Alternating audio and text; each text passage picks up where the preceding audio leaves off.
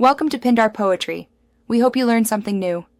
You start by signing into your Google account on your phone because Sites ties directly to Drive. Once signed in, open Chrome or the Google Sites app to speed navigation.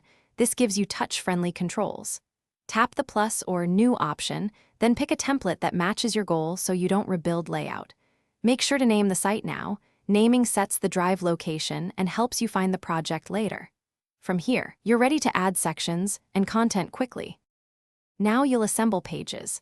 Tap Insert to add text, images, embed codes, buttons, or dividers so content reads clearly on small screens.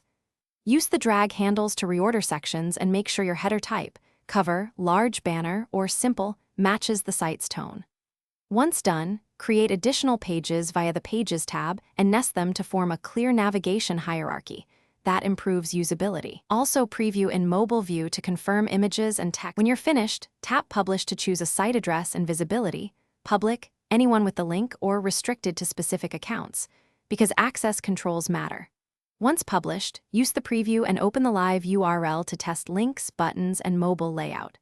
If something goes wrong, clear your browser cache and reload. Make sure you're signed into the same Google account that owns the site and check Drive sharing settings. If ownership needs changing, reassign owner via Drive to restore access and publishing control.